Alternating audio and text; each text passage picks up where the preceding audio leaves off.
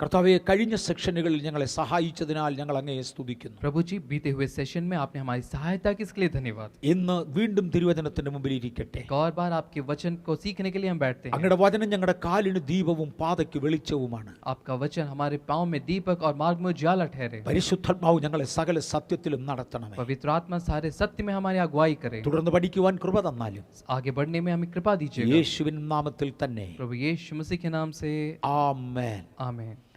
നമ്മൾ കഴിഞ്ഞ ആഴ്ചയിൽ പരിശുദ്ധാത്മാവിനെക്കുറിച്ച് കഴിഞ്ഞ ദിവസം പരിശുദ്ധാത്മാവിനെക്കുറിച്ച് ചിന്തിച്ചുകൊണ്ടിരിക്കുകയായിരുന്നു. पिछले दिनों में हम पवित्र आत्मा के बारे में सीख रहे थे. തുടർന്ന് അതേ വിഷയം പഠിക്കാൻ പോകുകയാണ്.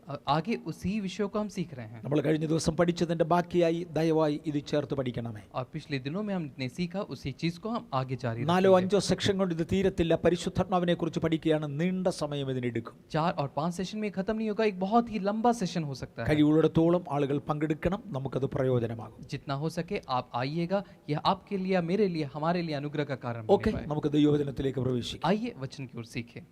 ഈ 10 ദിവസം കൊണ്ടുണ്ടായ വ്യക്തമായ വേറൊരു വ്യതിയാനം ഞാൻ കാണുന്നു. क्योंकि इस 10 दिन के भीतर उनके अंदर आया हुआ जो बदलाव है उसको मैं देखता हूँ. അവർ പറഞ്ഞു, യേശു നമ്മിൽ 12 പേരെയാണ് തിരഞ്ഞെടുത്തത്. प्रभु उन्होंने कहा कि इस प्रभु यीशु मसीह ने हम 11 लोगों को चुना है. അതിൽ ഒരുവൻ രണ്ട് ഒഴിഞ്ഞുപോയി. और उसमें से 12 लोगों को चुना है. उसमें से एक जो है हमें छोड़ के चला गया. അതിനകത്ത് ഒരു വലിയ വാചകം ഉപയോഗിച്ചിട്ടുണ്ട്. और उसमें एक जो है बहुत महत्वपूर्ण पद का प्रयोग किया गया है. യൂദ ഒഴിഞ്ഞുപോയ സ്ഥലം.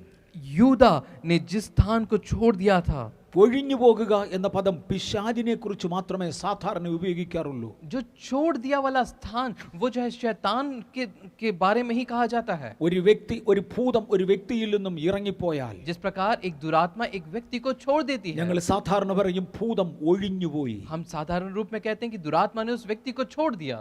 അതേ പദമാണ് യൂദയെ കുറിച്ച് और ഉപയോഗിച്ചത്. वही पद का प्रयोग यहूदा के बारे में भी कहा गया. യൂദ ഒഴിഞ്ഞുപോയ സ്ഥാനം, यहूदा के द्वारा छोड़ा गया वो स्थान. അവന്റെ അധ്യക്ഷ സ്ഥാനം അവൻ അലക്ഷ്യമായി കണ്ടു. क्योंकि उसका जो महत्वपूर्ण स्थान ना उसने उसको आसानी से लिया. അങ്ങനെയാണെങ്കിൽ യൂദായുടെ ജീവിതത്തിൽ വന്ന പരാജയത്തിന്റെ കാരണങ്ങളെ അവർ വിലയിരുത്തി. और उन्होंने जो है यूदा का जो कारण था, जिस कारण से वो गिर गया, उसको उन्होंने आसानी से नहीं लिया. കഴിഞ്ഞകാല അനുഭവങ്ങളെ വിലയിരുത്തി പഠിക്കുന്ന ഒരു പ്രത്യേകത അവർക്കുണ്ടായി. क्योंकि पुराने जीवन को जो है देखने की और उसको सीखने की वो एक क्षमता उन चेलों में थी. അവർ പറഞ്ഞു, ആ ഒരുവൻ ഒഴിഞ്ഞുപോയ ഇടത്തേക്ക് വേറൊരാളിനെ കൊണ്ടുവന്ന് അത് തികച്ചേ മതിയാകൂ. उन्होंने यह निर्णय लिया कि वो स्थान जिसको यूदा ने छोड़ा था उसके बदले में हमें किसी एक को लेना है. ആരെ എടുക്കണം എന്ന് അവർ ചീട്ടിട്ട് മത്തിയാസിനെ തിരഞ്ഞെടുത്തു. और किसको लेना है इसकी उसको देखने के लिए उन्होंने चिट लिया और उसमें से एक को जो है चुन लिया. ചീട്ടിട്ട് തിരഞ്ഞെടുക്കുക എന്നത് ഒരു ദൈവിക മർമ്മമാണ്.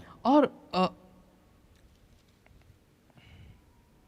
चिट लेकर चुनना, यह जो है चिट्ठियां लगाकर चुनना, यह जो है परमेश्वर के एक चुनाव के करण को दिखाता है. അവർ ദൈവിക മർമ്മങ്ങളെ ആരാഞ്ഞു മനസ്സിലാക്കി. वो परमेश्वर के रहस्यों को जानता है.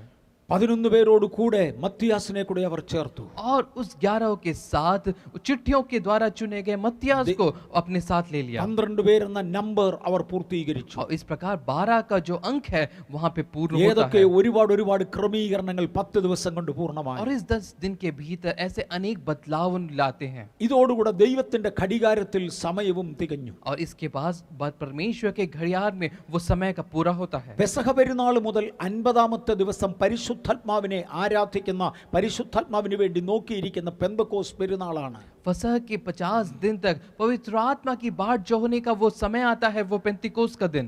ശിഷ്യന്മാരുടെ ക്രമീകരണങ്ങൾ പൂർത്തിയായതോടെ സ്വർഗ്ഗത്തിലെ ഘടികാരത്തിൽ പെന്തക്കോസിന്റെ സമയവും തികഞ്ഞു. और जब फसह का दिन आता है, 10 दिन का समय जब पूर्ण होता है, स्वर्ग के समय में वो समय आता है जब पिता परमेश्वर पवित्र आत्मा को चेलों के ऊपर भेजते हैं. ഓരോ വർഷവും പെന്തക്കോസിന്റെ പെരുന്നാളിൽ യഹൂദന്റെ ദേവാലയത്തിൽ ഒരു പ്രത്യേക യാഗം നടക്കും. हर साल जो है पेंतिकोस के दिन में एक याग जो है आराधनालय में यहूदियों के मध्य में होता है. അത് വലിയ പെരുന്നാളിന്റെയും ആഘോഷത്തിന്റെയും ദിവസമാണ്. वो एक बहुत ही महान पर्व और एक उमंग का दिन रहता है. പതിവ് പോലെ ഈ വർഷവും ആ പെരുന്നാളും ആഘോഷവും തുടർന്നു. और हर साल के समय उस दिन भी जो है यहूदी लोग आराधनालय में उस याग को करने के लिए, उस फसह उस पर्व को मनाने के लिए वो इकट्ठा हुए। സാധാരണയായി ആഘോഷം നടക്കുമെങ്കിലും പരിശുദ്ധാത്മാവ് ആ ദിവസം ഇറങ്ങി വരാറില്ല. साधारण रूप में उस पर्व को जब मनाते हैं तो पवित्र आत्मा नहीं उतरती थी, പക്ഷേ ഈ വർഷം പരിശുദ്ധാത്മാവ് ഇറങ്ങുവാൻ തീരുമാനിച്ചു. लेकिन उस दिन उस पर्व को मनाने के वक्त पवित्र आत्मा नीचे उतरने का निर्णय लिया। എനിക്ക് ചോദിക്കുവാനുള്ളത് ഒരു വലിയ ചോദ്യമാണ്. मुझे प्रश्न करने के लिए बहुत बड़ा प्रश्न है, ആത്മാവ് ഇറങ്ങിയാൽ എവിടേക്കാണ് ഇറങ്ങേണ്ടത്? जब आत्मा को उतरना है तो कहाँ उतरेगी? നൂറ്റാണ്ടുകളായി തേണ്ട ഇസ്രായേൽ ആചരിച്ചു വരുന്നത് യെരുശലേം ദേവാലയത്തിലെ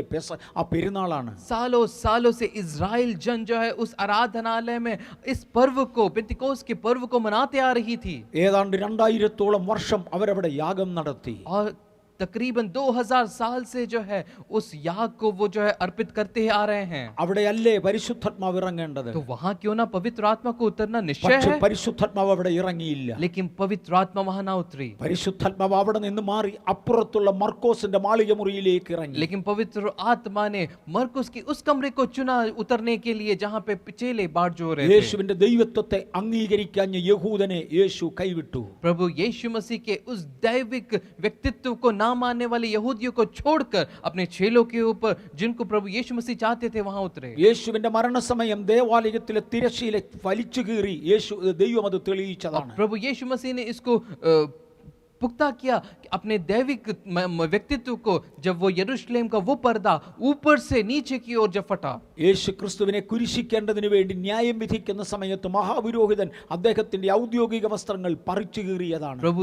यीशु मसीह को जो है एक वो समय था जब याजकों ने अपने वस्त्रों को फाड़कर प्रभु यीशु मसीह को जो है कानून के हाथ में सौंप दिए थे। വലിച്ചു കീറിയ വസ്ത്രം മഹാപുരോഹിതൻ തുന്നിക്കെട്ടി കാണാം. और हो सकता है उस फटे हुए याजक के वस्त्र को उस याजक ने वापस बुन लिया होगा। ദൈവം മുകളിലിട്ട് താഴോളം ചീറിക്കളഞ്ഞതായ തിരശ്ശീലയെയും അവർ തുന്നിക്കെട്ടി കാണാം. हो सकता है ऊपर से नीचे की ओर फाड़े के उस पर्दे को भी उन्होंने बाद में बुन लिया होगा। അതേ ദേവാലയത്തിലാണ് പെന്തക്കോസ്ത് പെരുന്നാൾ നടക്കുന്നത്. और उसी देवालय में, उसी आराधनालय में पेंतिकोस्त का पर्व मनाया जा रहा है। പക്ഷേ ദൈവം തള്ളിയതിനെ ദൈവം തള്ളി തിരഞ്ഞെടുക്കപ്പെട്ട ദൈവജനത്തിന്റെ മേൽ ആത്മാവ് ഇറങ്ങി. लेकिन जिसको परमेश्वर ने छोड़ दिया था उसको परमेश्वर ने त्याग दिया, लेकिन अपने चुने हुए लोगों के ऊपर पवित्र आत्मा को उंडेलना निश्चय किया। സംഭവത്തെ കുറിച്ച് ബൈബിൾ പറയുന്നത്, उस संभव के बारे में बाइबल यह बताती है, പെട്ടെന്ന് കൊടിയ കാറ്റടിക്കുന്നത് പോലെ ഒരു മുഴക്കമുണ്ടായി. एकाएक आकाश से बड़ी आंधी किसी सनसनाहट का शब्द हुआ। പരിശുദ്ധാത്മാവിന്റെ വരവ് കൊടിയ കാറ്റുപോലെയായിരുന്നു. पवित्र आत्मा का आगमन एक बड़ी आंधी के समान था।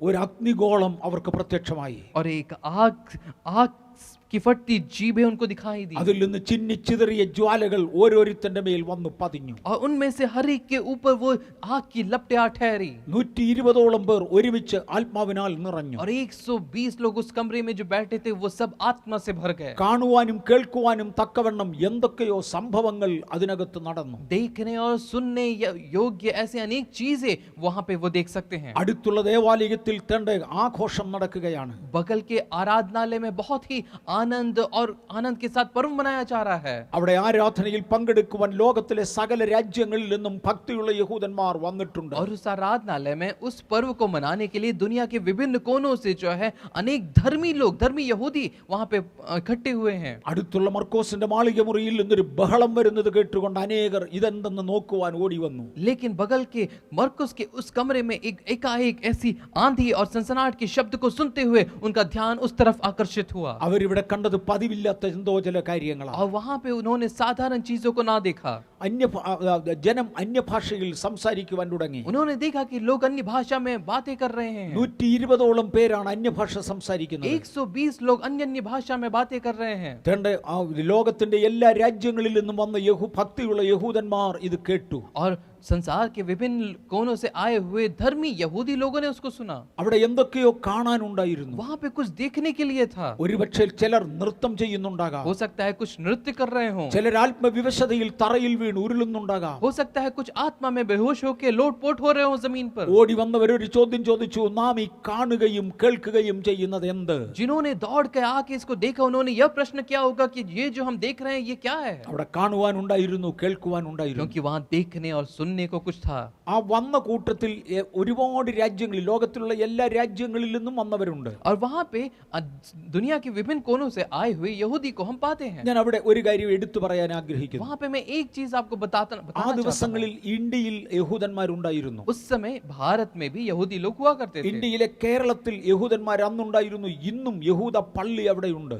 उस समय भी भारत के केरल में जो है यहूदी लोग हुआ करते थे. आज भी यहूदी लोगों का आलय वहां स्थित है. 2000-ലധികം വർഷം പഴക്കമുള്ള യഹൂദ ദേവാലയം ഇന്നും, സിനഗോഗ് ഇന്നും കൊച്ചിയിലുണ്ട്, കേരളത്തിലെ കൊച്ചിയിലുണ്ട്. 2000 साल से भी पुराना जो सिनेगॉग आराधनालय आज भी केरल में स्थित है. അങ്ങനെയാണെങ്കിൽ ഭക്തിയുള്ള യഹൂദന്മാർ കൊച്ചിയിലുണ്ടായിരുന്നു. तो उस 2000 साल पहले भी जो है यहूदी लोग केरल में हुआ करते थे. കൊച്ചിയിൽ നിന്നും ആളുകൾ പോയിട്ടുണ്ട്. और मैं ये विश्वास करता हूँ केरल के कुची से भी लोग जो है वहां पे आराधनालय में गए होंगे यरूशलेम में. കാരണം അപ്പോസ്തല പ്രവൃത്തികളുടെ പുസ്തകം 1-ാം അധ്യായം പറയുന്നു, ആകാശത്തിൻ കീഴിലുള്ള സകല രാജ്യങ്ങളിൽ നിന്നും ഭക്തിയുള്ള യഹൂദന്മാർ വന്നിട്ടുണ്ടായിരുന്നു. क्योंकि पहले अध्याय में प्रेरितों के काम में हम पढ़ते हैं कि आकाश के नीचे संसार के विभिन्न कोनों से धर्मी यहूदी लोग उस दिन उस पर्व मनाने आराधनालय यरूशलेम में आए थे. അന്ന് ബീഹാറിൽ യഹൂദന്മാരുണ്ടായിരുന്നു. उस समय बिहार में यहूदी लोग हुआ करते थे. അന്ന് ആസാമിൽ യഹൂദന്മാരുണ്ടായിരുന്നു. उस समय आसाम में यहूदी लोग हुआ करते थे. ഇന്ത്യയിൽ വേറെ എവിടൊക്കെ യഹൂദന്മാരുണ്ടായിരുന്നുവെന്ന് എനിക്ക് അറിഞ്ഞുകൂടാ. ഏറ്റവും കുറഞ്ഞത് ഈ 3 സ്ഥലങ്ങളിൽ യഹൂദന്മാരുണ്ടായിരുന്നു. मैं ये नहीं जानता कि भारत में और कहां रहे होंगे, लेकिन कम से कम इस 3 जगह में तो यहूदी लोग हुआ करते थे, ये मुझे पता है. അവരും അന്ന് യെരൂശലേമിലുണ്ട്. और उस दिन वे भी यरूशलेम में थे. പക്ഷേ യെരൂശലേമിൽ വന്നുകൂടിയവർ പറഞ്ഞത്, लेकिन उस दिन यरूशलेम में इकट्ठे हुए लोग कहे, ഈ സംസാരിക്കുന്നവർ എല്ലാവരും ഗലീലക്കാരല്ലയോ? क्या ये जो बात कर रहे हैं क्या ये गलीली नहीं? പിന്നെ നാം ഓരോരുത്തരും ജനിച്ച നമ്മുടെ സ്വന്തം ഭാഷകളിൽ ഇവർ ദൈവത്തിന്റെ വൻകാര്യങ്ങൾ പറയുന്നത് എങ്ങനെ? तो फिर हम इससे हर एक अपनी अपनी जन्मभूमि की बातें क्यों सुनता है? ഇത് കണ്ടുകൊണ്ട് ചിലർ വിചാരിക്കുന്നത് ഭൂമിയിലുള്ള സകല ഭാഷകളിലും നിന്നു വന്നവർ മുഴുവനും അത് മനസ്സിലാക്കിയെന്ന. और यह समझ में आता है कि जो भूमि से अलग अलग क्षेत्रों से जो आए थे वे अपनी अपनी भाषा को समझ रहे थे. നമുക്കൊന്നുകൂടെ വ്യക്തമായി ആ ഭാഗം പഠിച്ചാൽ, तो क्या हम व्यक्त रूप से उन भागों को अगर पढ़ें, അവിടെ കാണുവാൻ കഴിയുന്നത് എല്ലാവർക്കും മനസ്സിലായില്ല. और वहां पे हम पढ़ते हैं कि सभी को ये भाषाएं समझ में ना आए. അവിടെ ഒരു 15 ഭാഷക്കാരുടെ ദേശപ്പേരുകൾ എഴുതിയിട്ടുണ്ട്. यहाँ पे 15 जो है देशों के नाम और भाषाओं को हम पढ़ते हैं. നാം യഹൂദയിൽ നിന്നും യെരൂശലേമിൽ നിന്നും വന്നു ചേർന്നവരാണ്. हम यहूदिया से यरूशलेम में आए हुए लोग हैं. പാദ്യരും പേർഷ്യരും നമ്മുടെ നടുവിലുണ്ട്. पार्थी और मेदी हमारे बीच में हैं. നമ്മുടെ നടുവിൽ എലാമിൽ നിന്നും മെസപ്പൊത്താമിയയിൽ നിന്നും വന്നവരുണ്ട്. हमारे मध्य में इलामी और मेसोपोटामिया से आए लोग हैं. ഇങ്ങനെ 15 സ്ഥലങ്ങളുടെ പേര് പറയുന്നുണ്ട്. इस प्रकार 15 जो है देशों के बारे में यहाँ पे लिखा है. പക്ഷെ അവരാരും പറഞ്ഞില്ല ഇന്ത്യയിൽ നിന്നും വന്നവരായ നാം. लेकिन कोई भी भारत देश के से आए हैं करके नहीं कहा. അവർ പറഞ്ഞു, നാം ഓരോരുത്തരും ജനിച്ച നമ്മുടെ സ്വന്തം ഭാഷകളിൽ ഇവർ ദൈവത്തിന്റെ വൻകാര്യങ്ങൾ പറയുന്നു. लेकिन उन्होंने यह कहा कि हम अपनी भाषा में परमेश्वर के चकित कार्यों को हम सुनते हैं. പാർസ്യരും മേദ്യരും മെസപ്പൊത്താമിയക്കാരുമായ നാം നമ്മുടെ ഭാഷകളിൽ ഇവർ സംസാരിക്കുന്നത് കേൾക്കുന്നു. पार्थी, मेदी, इलामी, मेसोपोटामिया वे भी लोग अपनी अपनी भाषा के में परमेश्वर के जो है आश्चर्य कामों को, बड़े कार्यक्रमों को सुनते हैं. പക്ഷേ അവരാരും പറഞ്ഞില്ല കേരളത്തിൽ നിന്ന് വന്ന മലയാളികളും ബീഹാറിൽ നിന്ന് വന്ന ഹിന്ദിക്കാരും ആസാമിൽ നിന്ന് വന്ന ആസാമീസ് സംസാരിക്കുന്നവരും സംസാരിക്കുന്ന നമ്മുടെ മലയാളത്തിലും ഹിന്ദിയിലും ആസാമീസിലും ഇവർ സംസാരിക്കുന്നു പറഞ്ഞില്ലല്ലോ. लेकिन कभी भी ऐसा हम नहीं पढ़ते हैं कि भारत से आए हुए लोग वे मलयालम को समझ रहे हैं या बिहार से आए हुए लोग वो हिंदी को समझ रहे हैं, आसाम से आए हुए लोग आसामी को समझ रहे हैं. ऐसा कहते हुए हम तो नहीं पाते हैं. അന്ന് ചൈനയിൽ യഹൂദന്മാരുണ്ട്. उस समय चाइना में भी यहूदी लोग हैं. ചൈനയിൽ നിന്ന് ആളുകൾ പോയിട്ടുണ്ട്. चाइना से भी लोग आए होंगे. ചൈനീസ് ഭാഷ കേട്ടെന്നാരും പറഞ്ഞില്ലല്ലോ.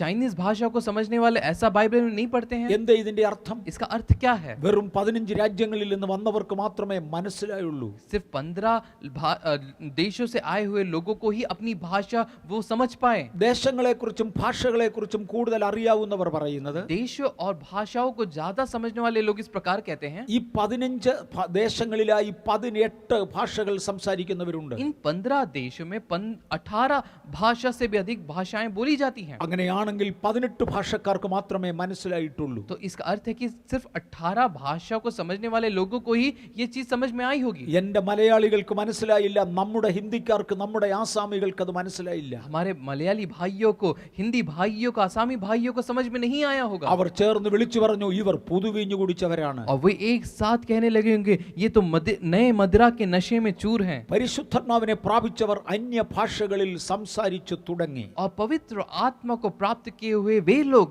अन्य अन्य भाषा में बात करने लगे. മനസ്സിലായവർ ദൈവത്തെ സ്തുതിച്ചു. और जिनको समझ में आया उन्होंने परमेश्वर की महिमा की. മനസ്സിലാകാഞ്ഞവർ പരിഹസിച്ചു തുടങ്ങി. और जिनको समझ में नहीं आया वे ठट्टा करने लगे. അന്യഭാഷ സംസാരിച്ച് നിർത്തി എന്നല്ല എഴുതിയിരിക്കുന്നത്. अन्य भाषा बात करके बंद कर दिया करके नहीं कहा है. അന്യഭാഷകൾ സംസാരിച്ചു തുടങ്ങി. अन्य भाषा को बात करके उन्होंने शुरू किया. മനസ്സിലായവർ ദൈവത്തെ സ്തുതിച്ചു. और जिन्होंने को समझ में आया उन्होंने परमेश्वर की बढ़ाई की. മനസ്സിലാകാഞ്ഞവർ പരിഹസിച്ചു. और जिनको समझ में नहीं आया वो ठट्टा करे. ഇന്നും പരിഹാസികൾ തുടരുന്നു, അന്യഭാഷ സംസാരിക്കുന്നവരും തുടരുന്നു. आज भी ठट्टा करने वाले अनेक हैं, समझने वाले भी कई हैं. ഇനി ഞാൻ വേറൊരു ഭാഗം തൊടട്ടെ. एक और भाग में चुनता हूँ. യേശു ഒരു 12 ശിഷ്യന്മാരെ തിരഞ്ഞെടുത്തു. प्रभु यीशु मसीह ऐसे 12 चेलों को चुने. 12നെയും വിശുദ്ധീകരിച്ചെടുക്കുവാൻ യേശുവിന് പോലും കഴിഞ്ഞില്ല. और 12 लोगों को समझने के लिए प्रभु यीशु मसीह को भी नहीं हो पाया. ഒരുവൻ നാശയോഗ്യനായിരുന്നു, അവൻ നശിച്ചുപോയി. क्योंकि एक जो है वो नाशवान था और वो अपने आप को नाश की तरफ ले गया. ബാക്കി 11 പേർ ശുദ്ധീകരിക്കപ്പെട്ടു. लेकिन 11 लोग अपने आप को शुद्धिकरण किए. യേശുവിനോട് കൂടി ഒരു വലിയ പുരുഷാരം നടന്നു. प्रभु यीशु मसीह के साथ एक बड़ा लोगों का समूह चलता था. യേശുവിനോട് ഉപവാസ പ്രാർത്ഥനയ്ക്ക് ഇരുന്നവർ തന്നെ 5000-ലധികം കുടുംബങ്ങളായിരുന്നു. प्रभु यीशु मसीह के साथ उपवास में बैठे वाले समूहों की संख्या 5000 पुरुषों से भी ज्यादा थी. വലിയൊരു ജനസമൂഹം യേശുവിനെ പിൻപറ്റി. क्योंकि एक बहुत बड़ा जनसमूह प्रभु यीशु मसीह के पीछे आ गया. എല്ലാവരെയും വിശ്വാസത്തിലേക്ക് നയിക്കുവാൻ യേശുവിന് പോലും കഴിഞ്ഞില്ല. और सभी को विश्वास में लाना प्रभु यीशु मसीह से भी नहीं हो पाया. വിലമുടക്കുന്ന വിശ്വാസത്തിലേക്ക് കേവലം 120 പേരെയാണ് ദൈവത്തിന് നടത്തുവാൻ കഴിഞ്ഞത്. क्योंकि मूल्य चुकाकर प्रभु यीशु मसीह के पीछे चलने वाले उन 5000 के मध्य में भी सिर्फ 120 लोग थे. ആ 120 പേരുടെ മേൽ ആത്മാവ് പകർന്നു. और उन 120 लोगों के ऊपर ही पवित्र आत्मा उंडेला गया. ലോകത്തിലെ സകല രാജ്യങ്ങളിൽ നിന്നും ഭക്തിയുള്ള പുരുഷന്മാർ യെരുശലേമിൽ വന്നിരുന്നു. और संसार के विभिन्न कोनों में से ही जो है भक्ति और धर्म के यहूदी लोग उस दिन इकट्ठे हुए. അവരിൽ എല്ലാവരെയും കൺവിൻസ് ചെയ്യുവാൻ പരിശുദ്ധാത്മാവിന് കഴിഞ്ഞില്ല. और उस दिन उन सभी लोगों को भी जो है पवित्र आत्मा नहीं बता पाई. ഒരു വിഭാഗം ആളുകൾ ഇവർ പറയുന്നത് മനസ്സിലാക്കി. सिर्फ एक ही उनमें से जो समूह था जिनको ये बातें समझ में आई. ഇവർ ദൈവത്തിന്റെ വൻകാര്യങ്ങൾ പറയുന്നത് കേട്ടുകൊണ്ട് അവർ ദൈവത്തെ പുകഴ്ത്തി. और ये परमेश्वर के बड़े बड़े कामों की चर्चा सुनते और उनकी महिमा करने लगे. മനസ്സിലാകാഞ്ഞവർ പരിഹസിക്കുവാൻ തുടങ്ങി. और जिनको समझ में नहीं आया वे मजाक कर ठट्टे उड़ाने लगे. ഇന്നും പരിഹസിക്കുന്നവരുണ്ട്. आज भी मजाक उड़ाने वाले कई हैं. ഇന്നും അനുകൂലിക്കുന്നവരുണ്ട്. आज भी उसका समर्थन करने वाले कई हैं. ഇന്ന് പകൽ അനുകൂലിക്കുന്നവരോട് ചേർന്ന് നിൽക്കുവാൻ, മനസ്സിലാക്കുന്നവരുടെ കൂട്ടത്തിൽ വരുവാൻ സ്വർഗ്ഗത്തിലെ ദൈവം നമുക്ക് കൃപ और തരട്ടെ. समर्थन करने वाले, साथ में चलने वाले लोगों की परमेश्वर सहायता करे. പരിശുദ്ധാത്മാവിന്റെ അഭിഷേകത്തിന്റെ ഒന്നാമത്തെ അടയാളമായി സഭ കണ്ടത് അന്യഭാഷ സംസാരിക്കുകയായിരുന്നു. पवित्र आत्मा के सामर्थ्य को उंडेलना और पाने उसका पहला चिन्ह अन्य अन्य भाषा था. പരിശുദ്ധാത്മാവ് ഇറങ്ങി വരുമ്പോൾ ചില അടയാളങ്ങളും ലക്ഷണങ്ങളും തിരുവചനത്തിൽ അവിടെ കണ്ടിട്ടുണ്ട്. पवित्र आत्मा जब उतरती है तो किन्हीं चिन्हों को जो हम बाइबल में पाते हैं. യേശുവിന്റെ മേൽ ആത്മാവ് ഇറങ്ങി വരുമ്പോൾ ഇപ്പൊ ഒരു പ്രാവുന്നത് പോലെയാ വന്നത്. प्रभु यीशु मसीह के ऊपर जब पवित्र आत्मा उतरी तो एक कबूतर की नाई उतरते थे हम पढ़ते ആ हैं. പ്രാവ് പരിശുദ്ധാത്മാവല്ല.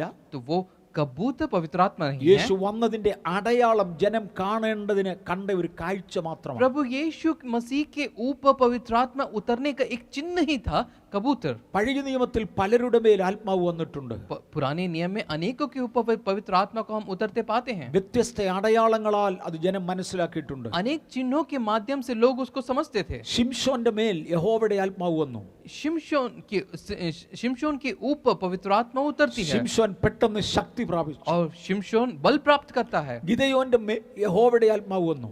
गिदोन के ऊपर यहोवा की आत्मा उतरी ഗിദെയോൻ കാഹളമൂതി. और गिदोन नरसिंह का फूका. ഓരോ വ്യക്തികളുടെ മേൽ ആത്മാവ് വരുമ്പോൾ हर एक व्यक्ति के ऊपर जब आत्मा उतरती है ഓരോ അടയാളങ്ങൾ ഉണ്ടായിട്ടുണ്ട്. हर एक चिन्ह को हम पाते हैं. എന്നാൽ പുതിയ നിയമസഭയുടെ മേൽ ആത്മാവ് വന്നപ്പോൾ लेकिन नए नियम की कलीसिया के ऊपर जब पवित्र आत्मा उतरी ഒരു പൊതു അടയാളമായി അന്യഭാഷയെ ദൈവം നിയമിച്ചു. एक सार्वजनिक चिन्ह के ऊपर हम देखते हैं. അന്യഭാഷ എല്ലാവർക്കും മനസ്സിലാകുന്നതല്ല. अन्य भाषा सभी को समझ में नहीं आता है. ഞാനൊരു ചെറിയ വിശദീകരണം കൂടെ അവിടെ പറയട്ടെ. एक साधारण उदाहरण में रखना चाहता हूँ. അന്യഭാഷ അന്ന് സംസാരിച്ചവർ 120 പേര്. 120 लोग जो अन्य अन्य भाषा में बात किए उस दिन, മനസ്സിലായവർ 18 ഭാഷക്കാരാ. लेकिन जिनको समझ में आया वो 18 भाषा को भाषी ही लोग थे. 120 പേർ സംസാരിക്കുന്ന കൂട്ടത്തിൽ 120 लोग बात करने के मध्य ഒരുപക്ഷെ में 1 2 3 പേര് എലാമീസിലെ ഭാഷയിൽ സംസാരിച്ചു കാണാം. हो सकता है 1 या 2 या 3 व्यक्ति इलामी भाषा में अन्य अन्य भाषा बोले होंगे. വേറെ 2 3 പേര് മെസൊപ്പൊത്താമിയയിലെ ഭാഷയിൽ സംസാരിച്ചു കാണാം. हो सकता है 2 या 3 लोग मेसोपोटामी की भाषा में बोले होंगे. ഇങ്ങനെ വ്യത്യസ്തമായ ഭാഷകളിൽ ചില വ്യക്തികൾ സംസാരിച്ചു കാണാം. इस प्रकार ऐसे अलग-अलग भाषा में वहां पे लोग बात किए होंगे. അതുകൊണ്ടാണ് ഈ ചോദ്യം കണ്ടുനിന്നവർ ചോദിച്ചത്. इस प्रकार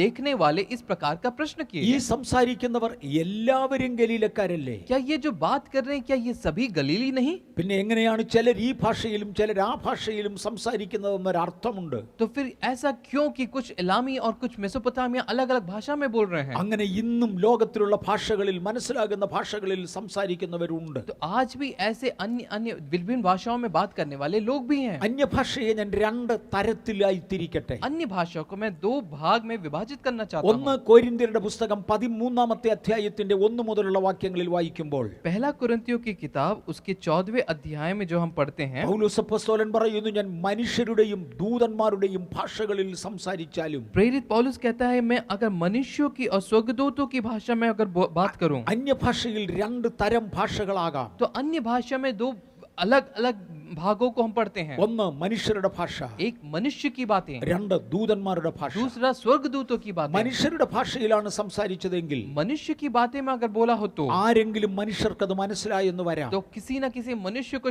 चाहे वो समझ सकता है. ദൂതന്മാരുടെ ഭാഷയിലാണ് സംസാരിച്ചതെങ്കിൽ अगर स्वर्गदूतों की भाषा में बोले हैं तो ഒരു മനുഷ്യനും മനസ്സിലാക്കുവാൻ സാധ്യമല്ല. किसी भी मनुष्य को वो समझ नहीं पाएंगे. അന്ന് 120 പേർ സംസാരിച്ചതിൽ उस दिन 120 लोग जो बैठे और अन्य अन्य भाषा में बोले, ഏതാണ്ട് 18 ഭാഷകൾ മനുഷ്യരുടെ ഭാഷകളായിരുന്നെന്നും उसमें से 18 भाषाएं वो मनुष्य की भाषाएं थी ബാക്കിയുള്ളവർ സംസാരിച്ചത് ദൂതന്മാരുടെ ഭാഷകളിലായിരുന്നുവെന്നും നമുക്ക് ചിന്തിക്കാം. और बाकी लोगों ने जो बात की वो स्वर्गदूतों की भाषा में, ये हम कल्पना कर सकते हैं. അന്യഭാഷകൾ എല്ലാവർക്കും മനസ്സിലാകുന്നില്ലെന്നും ചിലർക്ക് മനസ്സിലാകുവാൻ സാധ്യത ഉണ്ട് എന്നും ഞാൻ പറഞ്ഞത് വാചകങ്ങൾ കൊണ്ട് മനസ്സിലായി കാണാം. तो मेरा यह कहना है कि अन्य अन्य भाषा वो मनुष्य लोग जो समझ सकते हैं वो भाषाएं हो सकती हैं, और जो स्वर्गदूत समझते हैं वो भाषाएं हो सकती ഞാൻ എൻ്റെ हैं. വ്യക്തി ജീവിതത്തിൽ നിന്ന് ഒരു അനുഭവം പറയട്ടെ. मैं अपने व्यक्तिगत जीवन का एक अनुभव बताना चाहता हूं. 1971 ഞാൻ ന്യൂഡൽഹിയിൽ ഉണ്ടായിരുന്നു. 1971 में जब मैं न्यू दिल्ली में था, 71 മുതൽ 75 വരെ ഞാൻ ന്യൂഡൽഹിയിൽ താമസിച്ചിട്ടുണ്ട്. 1971 से लेकर 1975 तक मैं न्यू दिल्ली में स्थित था. 71 മുതൽ 73 വരെയുള്ള കാലഘട്ടം ഡൽഹി പട്ടണത്തിൽ നിന്നും ഒരു 40 കിലോമീറ്റർ അകലെ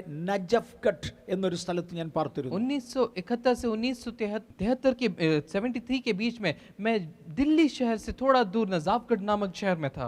നജഫ്ഗഡിൽ അന്ന് അധികം കെട്ടിടങ്ങളില്ല. नजाफगढ़ में उस समय बड़ी इमारतें नहीं थी. വിശാലമായ വയലുകൾ അവിടെയുണ്ട്. बहुत बड़े लंबे चौड़े जो है खेत थे. ഒരു രാത്രിയിൽ ഞാനും എൻ്റെ ഒരു സ്നേഹിതനുമായി ആ വയൽ പ്രദേശത്തിന്റെ നടുവിലിരുന്ന് അന്യഭാഷകളിൽ ദൈവത്തെ ആരാധിച്ചു. एक दिन मैं अपने एक दोस्त के साथ उस खेत में बीच में अन्य भाषा में आराधना करने लगा. അവിടെ നിന്ന് ഒരു 250 മീറ്റർ 1/4 കിലോമീറ്റർ അകലെ മാറി ഒരു റോഡ് പോകുന്നുണ്ടായിരുന്നു. और वहां पे तकरीबन आधे किलोमीटर का एक रास्ता था, पगडंडी थी. ഞങ്ങളുടെ ശബ്ദം അത്രയും ദൂരം പോകുകയില്ല, ആരും അറിയാതെ അല്പസമയം ആരെയും ഉപദ്രവിക്കാതിരുന്ന് പ്രാർത്ഥിക്കാമെന്ന് കരുതിയാണ് ഞങ്ങൾ സ്നേഹിതന്മാർ അവിടെ പോയിരുന്ന് പ്രാർത്ഥിച്ചത്. हमारा आवाज उतना ऊंचा नहीं जाएगा, इसलिए मैंने अपने दोस्त के साथ निर्णय किया क्यों ना हम वहां जाके परमेश्वर की आराधना करें. അവിടെ പ്രാർത്ഥിച്ചുകൊണ്ടിരിക്കുമ്പോൾ ഞങ്ങളുടെ ശബ്ദം ഉയർന്നു പോയി. और जब वहां पे हम आराधना कर रहे थे, धीरे ही हमारी आवाज बढ़ने लग गई. മെയിൻ റോഡിലൂടെ പോകുന്ന ഒരു മിസ്റ്റർ കണ്ണൻ എന്ന വ്യക്തി ഈ ശബ്ദം കേട്ടു. और जब मेन रोड से जाने वाले मिस्टर कन्नन ने हमारी आवाज को सुना. ഞാനും എൻ്റെ സ്നേഹിതനും ഞങ്ങൾ രണ്ടുപേരും മലയാളികളാണ് ഇരുന്ന് പ്രാർത്ഥിക്കുന്നത്. और मैं और मेरा दोस्त जो हम आराधना कर रहे थे, हम दोनों मलयाली थे. മിസ്റ്റർ കണ്ണൻ ആന്ധ്രാപ്രദേശ് സ്വദേശിയാണ്. और मिस्टर कन्नन जो हमारी आराधना को सुने वो एक आंध्र प्रदेश के निवासी थे. എൻ്റെ ഓഫീസിൽ എന്നോടുകൂടെ ജോലി ചെയ്യുന്നവനായിരുന്നു കണ്ണൻ. और मेरे साथ मेरे कार्यालय में काम करने वाले व्यक्ति थे भाई कन्नन. അദ്ദേഹം ആ റോഡിലൂടെ പോകുമ്പോൾ ഈ ശബ്ദം കേട്ടു. और उन्होंने उस रास्ते से जाते वक्त उन्होंने हमारी आवाजों को सुना. കണ്ണൻ അവിടെ നിന്ന് ഓടി ഞങ്ങൾ ഇരുന്ന് പ്രാർത്ഥിക്കുന്ന സ്ഥലത്ത് ഓടി വന്നു. और वो भाई कन्नन हमारी तरफ दौड़ते हुए आए. അവിടെ വന്ന് എന്നോട് ചോദിച്ചു, സാർ നിങ്ങൾ എങ്ങനെയാണ് അറബി ഭാഷ സംസാരിക്കുന്നത്? उन्होंने कहा कि सर आप किस प्रकार अरबी भाषा जानते हैं। ഞങ്ങളുടെ പ്രാർത്ഥനയിൽ നിന്നും ഞങ്ങളെ അദ്ദേഹം എഴുന്നേൽപ്പിച്ചു. हमारी प्रार्थना से उन्होंने हमें रोका और അദ്ദേഹം उठाया। അദ്ദേഹം ചോദിച്ചു, നിങ്ങൾ എങ്ങനെയാണ് അറബി ഭാഷ പറയുന്നത്? और कैसे आप अरबी भाषा बोलते हैं? എനിക്ക് അറബി ഭാഷ അറിഞ്ഞുകൂടാ, എന്റെ സ്നേഹിതൻ അറിഞ്ഞുകൂടാ. और मुझे और मेरे दोस्त को अरबी भाषा बिल्कुल नहीं मालूम। ഞങ്ങൾ ഗാനപ്രതിഗാനമായി അറബി ഭാഷയിൽ പാട്ടുപാടുകയാണ്. हम जो है अरबी भाषा में गीत गा रहे हैं।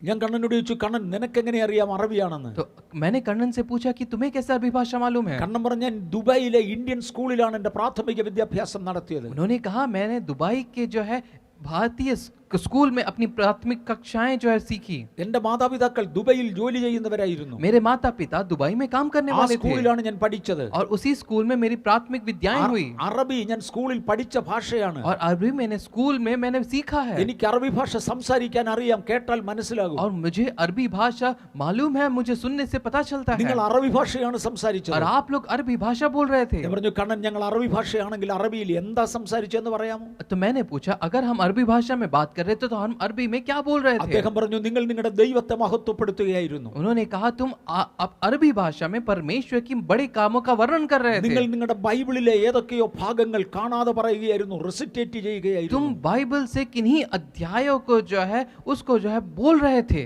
എൻ്റെ ആയുസ്സിൽ നീണ്ട വർഷങ്ങൾ അന്യഭാഷ പറഞ്ഞതിൽ ഒരു പ്രാവശ്യം അത് അറബി ഭാഷയായിരുന്നു. മനസ്സിലാകുന്നവർക്ക് മനസ്സിലായി. और मेरे अपने आयु काल में काफी साल तक इसी अरबी भाषा का उच्चारण मेरे अधरों से अन्य भाषा के रूप में उठता था। അന്യഭാഷ മനുഷ്യന്റെ ഭാഷയാകാം, ദൂതന്മാരുടെ ഭാഷയാകാം.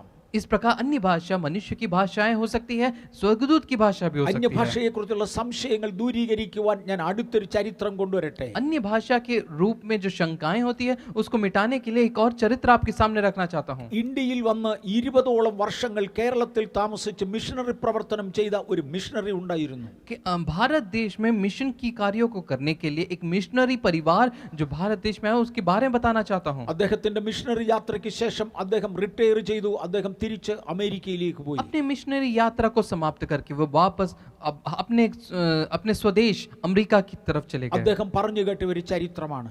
उनके द्वारा कहा गया एक चरित्र है। ഒരിക്കൽ ഒരു സഭയിൽ രോഗശാന്തി ശുശ്രൂഷയ്ക്ക് വേണ്ടി ഒരാൾ പ്രാർത്ഥിച്ചുകൊണ്ടിരിക്കുകയാണ്. एक बार एक कलीसिया में रोग किसी मुक्ति के लिए जब एक व्यक्ति प्रार्थना कर रहा था, ആളുകൾ ലൈൻ നിന്ന് പ്രാർത്ഥനക്കാരന്റെ അടുക്കൽ എത്തുന്നു. और पंक्ति बनाते हुए एक एक करके लोग उसके पास आते जा रहे थे। വലിയൊരു ജനക്കൂട്ടം ഉണ്ടായിരുന്നതിനാൽ അദ്ദേഹം ഓരോരുത്തരുടെ തലയിൽ കൈവച്ച് വേഗത്തിൽ വേഗത്തിൽ പ്രാർത്ഥിച്ച ഓരോരുത്തരെ വിടുകയാണ്. बड़ा जनसमूह होने के कारण जल्दी जल्दी एक एक लोगों के ऊपर अपने हाथों को रखते हुए प्रार्थना करते हुए जो बिता रहे थे। ആ പ്രാർത്ഥിക്കുന്നയാൾ ഇംഗ്ലീഷ് ഭാഷയാണ് ഉപയോഗിക്കുന്നത്. और वे जो बात कर रहे थे वो अंग्रेजी भाषा बोल रहे थे, അദ്ദേഹത്തിന് അത് മാത്രമേ അറിയത്തുള്ളൂ. क्योंकि उनको सिर्फ वही भाषा मालूम है। ഇടയ്ക്കിടയ്ക്ക് അദ്ദേഹം അന്യഭാഷയും പറയുന്നുണ്ട്. बीच बीच में अन्य भाषा बोल रहे हैं। പക്ഷേ ഈ കേരളത്തിൽ നിന്ന് പോയ മിഷണറി ശ്രദ്ധിച്ചുകൊണ്ടിരിക്കുമ്പോൾ लेकिन जब इस केरल से गया हुआ ये मिशनरी जब देख रहा है, 4-5 വ്യക്തികളുടെ മേൽ കൈവെക്കുമ്പോൾ അദ്ദേഹം സൗഖ്യമായി സൗഖ്യമായി സൗഖ്യമായി എന്ന് മലയാളത്തിൽ പറയുന്നത് और കേട്ടു. जब 2-3 लोगों के ऊपर जब हाथ रखता है तो वो इस प्रकार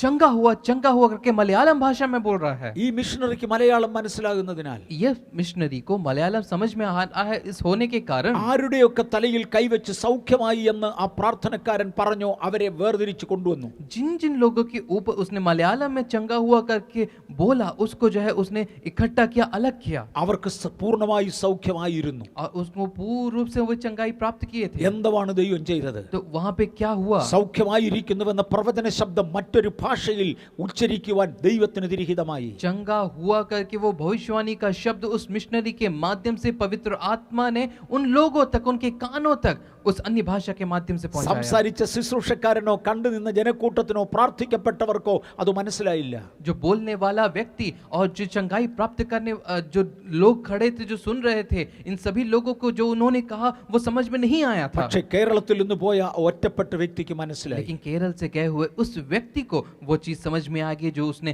अन्य भाषा के रूप से उसके अधरों से निकली അന്യഭാഷ മനുഷ്യരുടെ ഭാഷയാകാം, ദൈവത്തിന്റെ ഭാഷയാകാം. अन्य भाषा मनुष्य की भाषाएं हो सकती है, स्वर्गदूत की भाषा हो सकती है। ഇന്ന് അതിൽ കൂടുതൽ ഒരു വിശദീകരണത്തിലേക്ക് പോകാൻ സമയമില്ല. ഉദാഹരണങ്ങൾ എൻ്റെ കയ്യിൽ നിരവധിയുണ്ട്. और इस प्रकार अनेक उदाहरण से मैं आपको बता सकता हूं, लेकिन समय की कमी के कारण मैं यहाँ पर विराम देना चाहता हूं। കൽക്കട്ട അസംബ്ലീസ് ഓഫ് ഗോഡിന്റെ അംഗമായിരുന്ന ഒരു മണിച്ചായനെ എനിക്ക് ഓർമ്മയുണ്ട്. മണിച്ചായൻ എന്ന് ഞങ്ങൾ വിളിച്ചു. PI എബ്രഹാം എന്നായിരുന്നു അദ്ദേഹത്തിന്റെ പേര്. कोलकाता के असेंबलीज ऑफ गॉड के एक परमेश्वर के दास में भाई मनी के रूप में मैं जानता हूँ। അദ്ദേഹത്തിന്റെ ഭാര്യയെ എനിക്ക് ഓർമ്മയുണ്ട്. उनकी पत्नी को भी मुझे मालूम है। ആ ആന്റി അസംബ്ലീസ് ഓഫ് ഗോഡിന്റെ ഒരു സ്കൂളിൽ ഇംഗ്ലീഷ് മീഡിയത്തിൽ പഠിപ്പിച്ചുകൊണ്ടിരിക്കുന്ന ടീച്ചറായിരുന്നു. वो अंग्रेजी मीडियम के एक स्कूल की अध्यापिका थी। ആ ആന്റി അന്യഭാഷകൾ സംസാരിക്കുന്നതിൽ ഇടയ്ക്കിടയ്ക്ക് ചൈനീസ് ഭാഷ ഉപയോഗിച്ചിരുന്നു. वो आंटी जब अन्य भाषा में आराधना करती तो बीच बीच में उनके अधरों से चाइनीज शब्द निकलता था। മുഴുവനും ചൈനീസ് ഭാഷയല്ല, पूरा रूप से चाइनीज नहीं, ഇടയ്ക്കിടയ്ക്ക് ചൈനീസ് ഭാഷ വന്നിരുന്നു. बीच बीच में चाइनीज शब्द निकलता था। ചൈനീസ് ഭാഷ മനസ്സിലാകുന്നവർ അതിന്റെ അർത്ഥം പറഞ്ഞിരുന്നു. और जो लोग चाइनीज भाषा समझते थे उसका अर्थ वे बताते थे। ഇന്നും ഭൂമിയിൽ മനസ്സിലാകുന്ന ഭാഷയിൽ അന്യഭാഷ സംസാരിക്കുന്നവരുണ്ട്. आज भी इस संसार में अन्य भाषा में बात करने वाले लोग ऐसे विभिन्न भाषाओं का प्रयोग करते हुए हम पाते हैं। അത് ജനത്തിന്റെ മുമ്പിൽ പറയുവാൻ എനിക്ക് ആയുസ് തന്ന ദൈവത്തെ നന്ദിയോടെ സ്തുതിക്കുന്നു. और ऐसे शब्दों का प्रयोग करने के लिए परमेश्वर ने मेरे आयु में मुझे कृपा दी, इसके लिए मैं परमेश्वर का धन्यवाद देता हूँ। എനിക്ക് അനേക ഉദാഹരണങ്ങൾ പറയുവാനുണ്ട്. ऐसे अनेक उदाहरण मैं आपके सामने रख सकता ഇന്ന് हूँ। എന്നെ കേൾക്കുന്ന ദൈവപൈതലെ നമുക്കൊരു പുതിയ ഭാഷയിൽ സംസാരിക്കുവാൻ ദൈവകരങ്ങളിലേക്ക് ഏൽപ്പിക്കപ്പെടാം. आइए अपने आप को ऐसी नई भाषाओं में बात करने के लिए अपने आप को परमेश्वर के हाथों में നമ്മുടെ सौंपें। ജീവിതത്തിൽ ഒരു പുതുമയുണ്ടാകട്ടെ. हमारे जीवन में एक नवीनीकरण होने पाए। ആത്മാവ് ഉച്ചരിപ്പാൻ നൽകിയതുപോലെ അന്യഭാഷകളിൽ സംസാരിച്ചു തുടങ്ങി. पवित्र आत्मा जिस प्रकार प्रेरणा दे वैसी नई भाषाएं आपके अधरों से निकलने पाई, हम प्रार्थना करें। നമുക്ക് അടുത്ത സെക്ഷനിൽ തുടരുവാൻ ഞാൻ കർത്താവിൽ ആഗ്രഹിക്കുന്നു. और आने वाले सेशन में अपने इसी अध्ययन को हम जारी ദൈവമാം रखेंगे। കർത്താവ് നമ്മെ സഹായിക്കട്ടെ. परमेश्वर पिता हम सबको सहायता दे।